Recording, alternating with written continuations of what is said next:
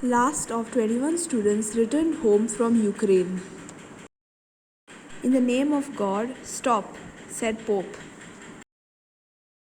Mopa airport workers' protest takes violent turns allegedly over non-payment of salaries. CM declares the Kashmir files as tax-free.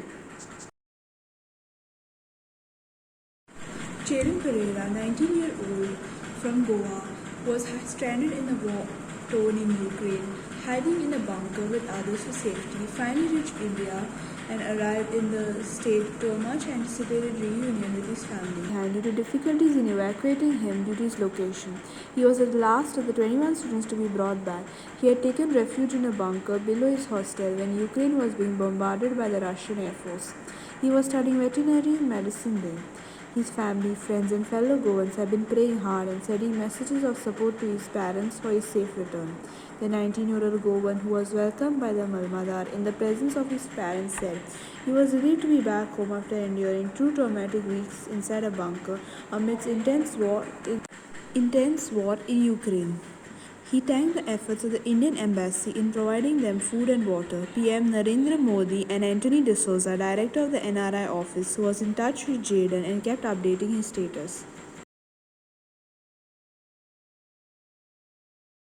Pope Francis issues heartfelt plea for an end to the massacre in Ukraine, says there is no justification for the attacks on civilians. Pope Francis has told to stop the killing of children and other defenseless civilians in Ukraine and pleaded for a stop to the attacks before cities are reduced to cemeteries. In the name of God, I ask, stop this massacre. Francis said, sparkling applause from the pilgrims. Pope Francis told about 25,000 people gathered in St. Peter's Square for his Sunday noon appearance that the southern Ukraine city, which bears the name of the Virgin Mary, has become a city martyred by the heartbreaking war that is devastating Ukraine.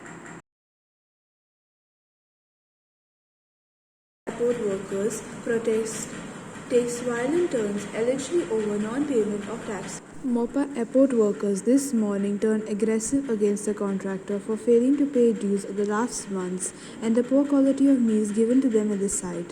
The workers began throwing stones on the admin building along with 5 vehicles.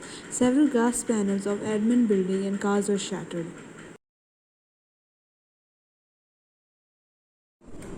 CM The caretaker, CM Pramod Sawant, watched Vivek's directional film The Kashmir Files based on the Kashmiri Pandits genocide in the 1990s in Kashmir with wife Sulochana Sawant and BJP state president Sudanand Shet Tanaveda.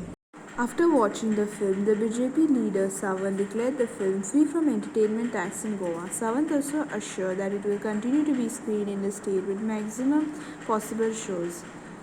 He condemned the incidents that took place in Kashmir in 1990 and blamed the then Congress government for committing atrocities not only on Kashmir Hindus but on all people of Kashmir. Sawant said each and every youth should know this fact of history shown in the film.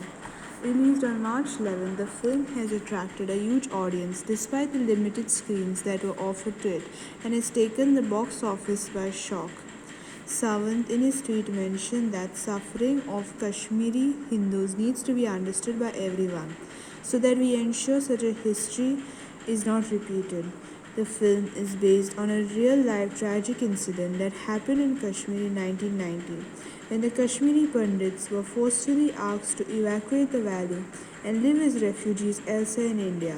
They were given 3 options: convert, or leave or die. The Kashmir Files has won the praise of Prime Minister Narendra Modi, written and directed by Vivek and produced by Z Studios. The film depicts the exodus of Kashmiri Hindus from Kashmir following systematic killings of people from the Pandit community by Pakistan terrorists.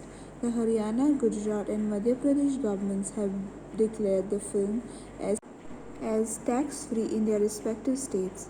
The Madhya Pradesh government has announced a day off for its police force to watch the film with their families.